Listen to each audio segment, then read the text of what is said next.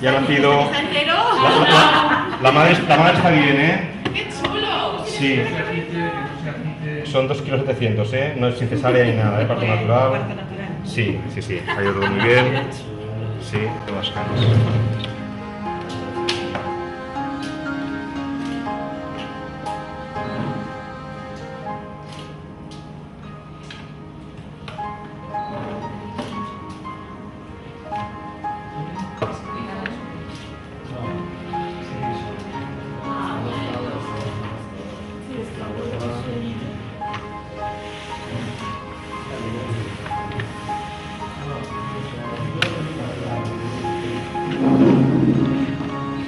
La Fundació Ave Maria fa 25 anys que es dedica a l'atenció especialitzada de persones amb greu discapacitat intel·lectual.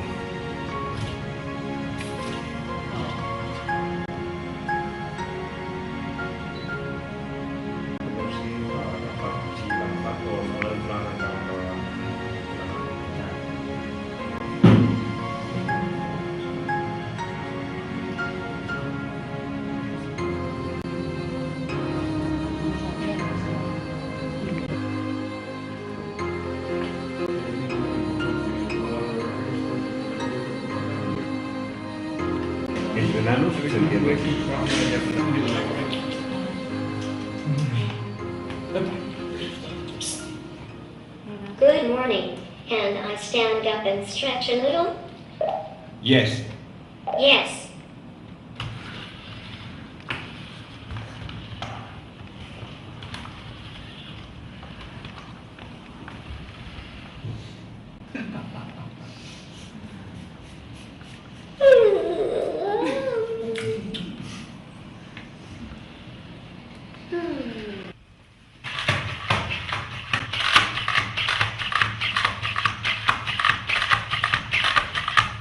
La meva impressió sobre el projecte que va proposar la Fundació doncs és boníssima, perquè primer ja nosaltres proposem la utilització de la robòtica pels beneficis que aporta per la seva aplicació en aquest entorn i en aquest context, però a més perquè la Fundació tenia molt ben treballat exactament les especificacions del que necessitava. Que s'aixequi, que doni la volta i... Al explicar-li al nau, no? Que aquí és la Marta i després ell hauria de girar el cap i mirar-la amb ella, no?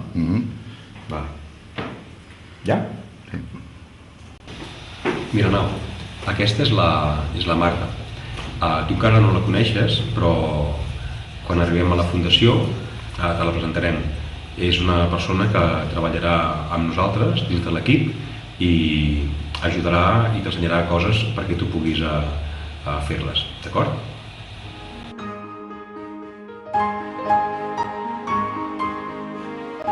Una de les coses que em fa més il·lusió, no? com a psicòloga, és veure que una de les aplicacions més prometedores en el camp de la robòtica i en particular de la robòtica social és precisament en el camp de les persones amb discapacitat. Ara tu. Ara tu. Sí. Déjalo a él. Ara tu. No.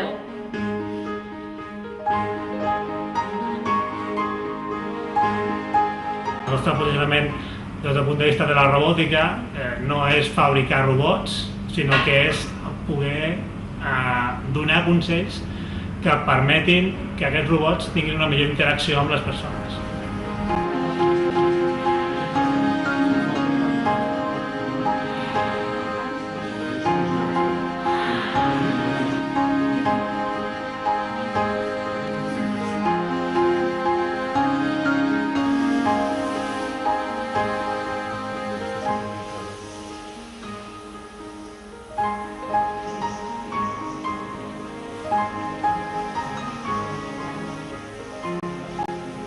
L'Ave Maria ha decidit crear l'Institut Català de la Robòtica per a la discapacitat per donar un impuls definitiu a intentar aconseguir que la indústria catalana es fixi en aquesta possibilitat, que és, pensem, real, d'aconseguir un robot eficient que a la vegada sigui rendible per tota mena d'institucions de persones dependents. Aquest és el nostre objectiu i en 3 anys volem aconseguir un robot assistencial